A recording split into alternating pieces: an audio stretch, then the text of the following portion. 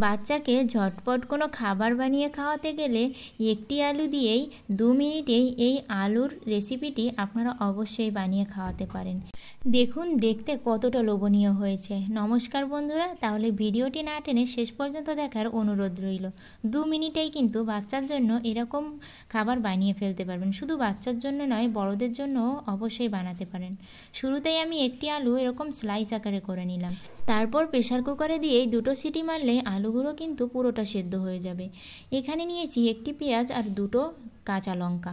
আমার বাচ্চা যেহেতু ঝাল খেতে পছন্দ করে, তাই আমি এখানে ঝালটা ব্যবহার করেছি। এবার আমি পেঁয়াজ কুচি করে নিয়েছি আর ঝালটাকেও কুচি করে নিয়েছি। আর সেদ্ধ করা আলুটাকে নামিয়ে কাঁটা চামচ দিয়েই ম্যাশ করে নিলাম।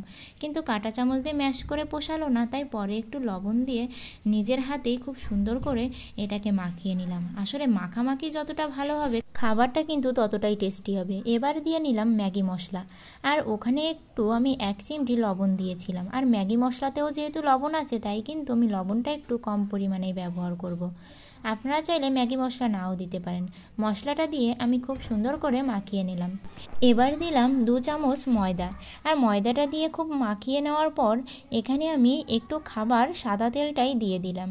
দেওয়ার পর আমি এরকম প্যাটিস আকারে এগুলোকে তৈরি করে নিলাম। এবার ভেজে নেওয়ার পালা। ভাজলেই তৈরি হয়ে যাবে আলুর মজাদার রেসিপি। বিকালের নাস্তায় কিন্তু জমে পুরো ক্ষীর হয়ে যাবে। আর এখানে আমি এগুলোকে এপাশ ওপাশ করে এরকম একটু লাল লাল করে ভাজি করে নিলাম। আর নামানোর পরবর্তী অবস্থা দেখুন, দেখতে কিন্তু অনেকটা লোভনীয় হয়েছে আর খেতে সত্যিই অসাধারণ স্বাদ হয়েছে। তাই আপনারাও আর দেরি করবেন না।